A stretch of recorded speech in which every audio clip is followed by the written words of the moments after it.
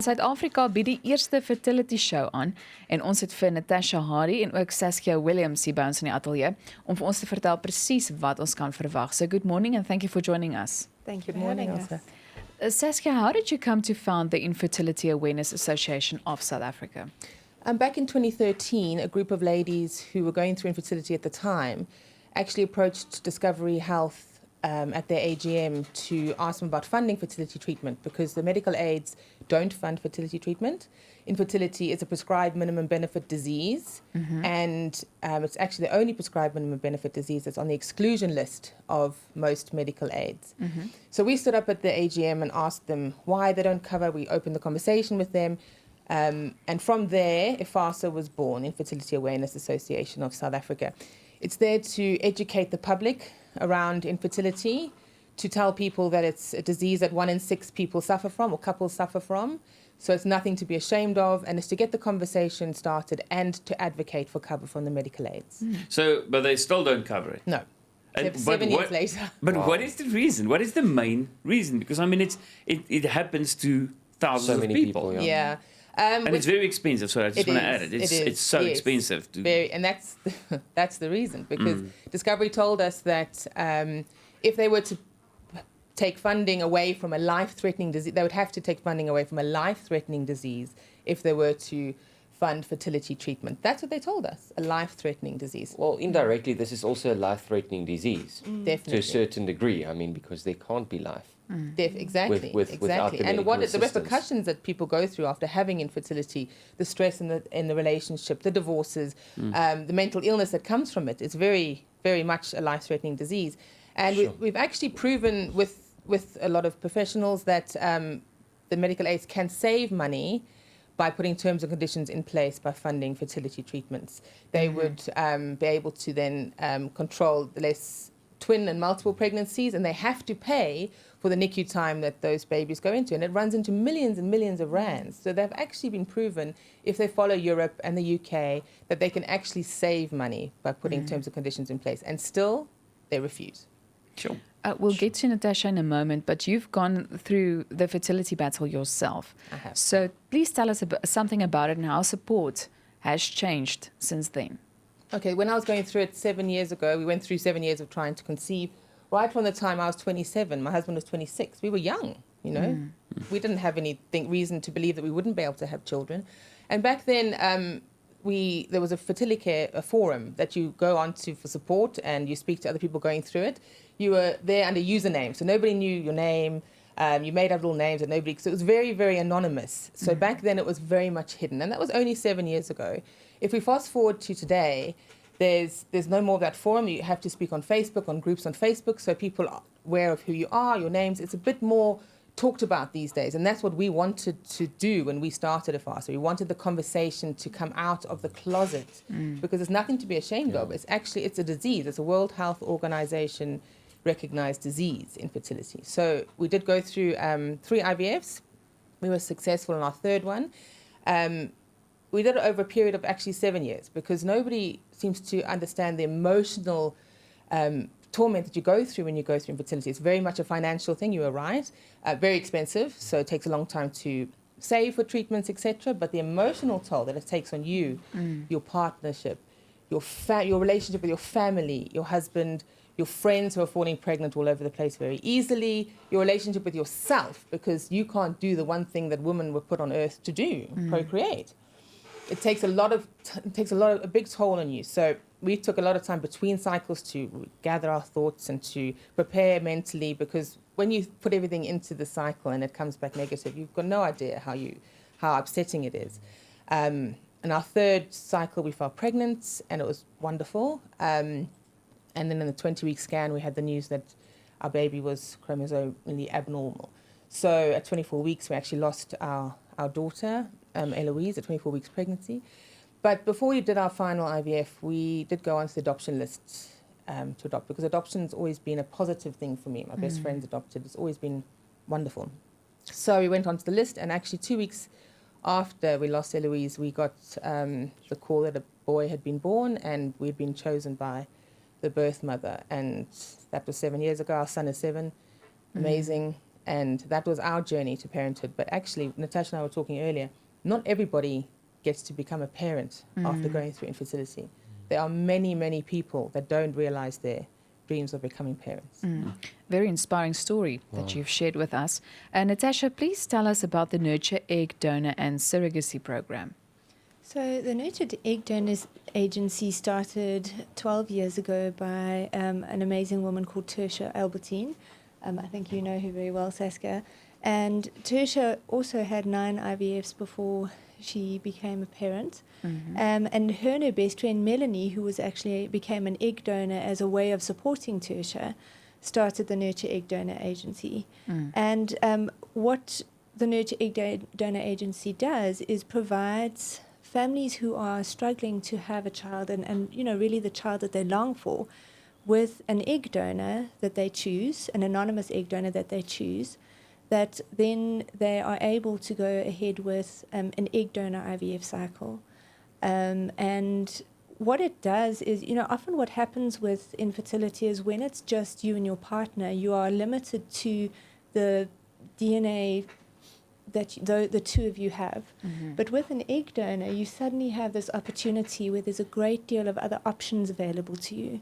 And although it's a very difficult thing to grieve the loss of your own DNA, with egg donors, you go from having a chance of between 10 to 40% success rate to up to an over 70% success rate per cycle, which then means that it becomes a lot easier for families to have the child that they long for. Ons fokus vanoggend op Suid-Afrika se eerste sogenaamde Fertility Show en ons het vir Natasha Hardy en ook Saskia Williams hier by ons in die ateljee om vir ons te vertel wat presies ons kan verwag. Natasha, is it difficult to get egg donors and surrogates? So South Africa, we're actually very fortunate to have this amazing culture of Ubuntu. We were chatting about it a little bit earlier. And we have an amazing group of young women, hundreds of them actually, who are willing to give their eggs and become surrogates for families who are struggling with infertility. So it's not difficult to find a surrogate or an egg donor in South Africa. And is it hard to overcome cultural beliefs? We were also chatting a little bit earlier, and at the essence of every culture, if you think about it, is this idea of family and also this idea of being kind and giving to other people. And so I think once you get past the concept or some of the more negative social stories around this and open your mind to what is possible, at the base of it, it's about being human, and having a family is a very, very human desire. Saskia, why is it so important that South Africa now has its own dedicated fertility show? It's amazing. I mean, they've been doing it in America and in the UK for many years.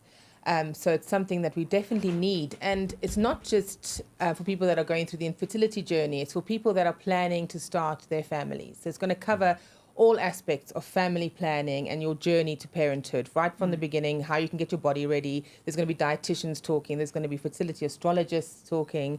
There's going to be fertility specialists talking, of course. There's going to be talks on egg donation, surrogacy, adoption. So all your pathways to parenthood will be covered in this show. I mean, if you think about it, if you want to buy a property, now I work in property, so that's why I liken it to that. You go to the property show and you go and you find out all the information that you possibly can before you buy this property. If you're going to be renovating or decorating, you go to Decorex.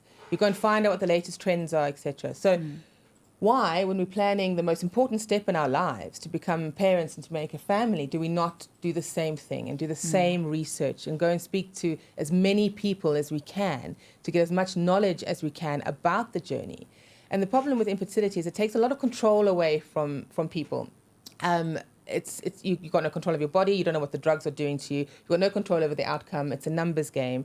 And you've got no control. So when you have more information and more knowledge, you feel much more in control of the process, which is really important for somebody going through something like that, infertility, when it takes all this control away from you. It makes you feel helpless.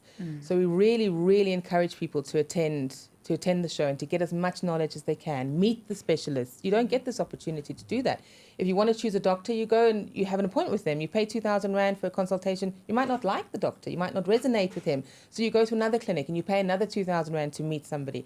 This way, you can go and speak to them, find out which clinic speaks to you, which doctors speak to you. You really need to have a good connection and with your doctors for the process to work as well. It's very important. It's really amazing that you guys are creating this awareness and also to set that platform for people. I think one of the biggest challenges, especially when you get caught up in conversations such as this, would be, but my clock is ticking. So there's that element of, I'm getting older, I'm struggling, so what am I going to do? With something like surrogacy, that element of age, does that actually also play a vital role? So what's very interesting about egg donation and surrogacy is that you're able to work not just with your own body, but with other amazing women who are willing to help you and are really part of a sisterhood that are there to support you. So from an egg donation perspective, often what happens, and obviously we're not medical professionals, so we're not diagnosing anyone here, but sometimes what happens is that it's the eggs that have aged. Okay. So with an egg donor, the mother's still able to carry the child fine right up into, even early 50s. We've had some wonderful recipient families that have had a baby through egg donation. Wow. And with a surrogate as well, it doesn't, you don't struggle as much. En ek dink dit skakel so mooi want ons het 'n boodskap ook gekry. Ek dink dis 'n voelgoed storie wat gesê het lank gesukkel om swanger te raak en het baie diep seer gehad, dat emotional rollercoaster. Op 45 jaar het ek my eerste pragtige dogter en op 47 en 'n half my tweede na ek al die behandeling gedoen het wat ek moontlik kon. So daar is sulke suksesverhale. Yeah. Difficult thing. Men, they struggle. They feel inferior. Ja. They feel they can't perform.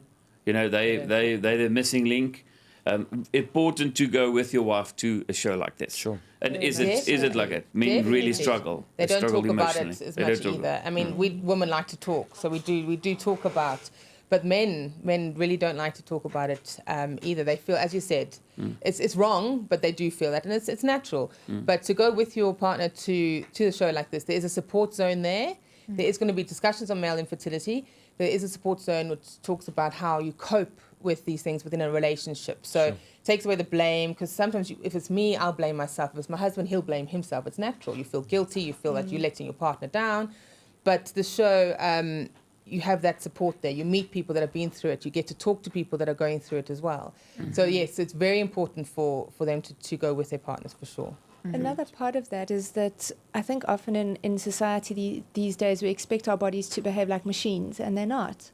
And infertility is really one of those situations where you expect things to work a particular way and it hasn't. So the infertility show is really, or the fertility show rather, is really a wonderful opportunity to come and get as much knowledge as you possibly can to empower yourself again. And Natasha, what will Nurture Egg Donor Agency be doing at Fertility Show Africa? So we'll be doing two things. We'll be having a stand there. We'll be able to chat to anyone who comes through and wants to have a discussion with us. And Tertia will also be giving a talk, an expert talk on her journey, but also the amazing experience and knowledge that she has in egg donor and surrogacy. Saskia, why would you motivate people just, to kind of summarize everything that we've said here this morning? Why would you motivate them to go, and what do you hope visitors will take away from it? I hope that they'll take away hope, knowledge and empowerment for their journey, to keep them motivated through the journey. It's very difficult, as we've talked about today. So I'd like them to take away a lot of knowledge, as in some hope of planning for their journey. I mean, people are going to be there talking about egg freezing. There's women out there that are doing their careers and they're in their maybe early 30s and they're not thinking about babies yet, but they would like to talk about freezing their eggs so further on in their career they can take a break and have a family. There'll be people talking about that aspect. If you're single, you should come along. If you're single and in your late 30s and you're worried that you're not going to become a parent, come along. There's ways that you can become a parent without having a partner. Same-sex couples, they can come along. There's so many people that are welcome to come along to the show and should join us. The dates is the 6th and 7th of March at Gallagher Estate, and the tickets are available on the Fertility Show Africa website. So people must go along and check it out. Thank you both for joining us this morning. Dit was dan Natasha Hardy en Saskia Williams. And good luck with the show. Thanks very Thanks for much. having Thanks us. for having us. Welkom by die Groot Ontbyt se YouTube kanaal. As jy nou net gehou het van wat jy gesien het, wel, klik op die playlist. En onthou, ons hou jou op hoogte van sake en voeg daagliks nuwe videomateriaal by. So, as jy dit graag wil sien, klik op die subscribe knoppie. Kom, klik. Nice. Ja, daar is hy, daai ene. Subscribe, daar is hy.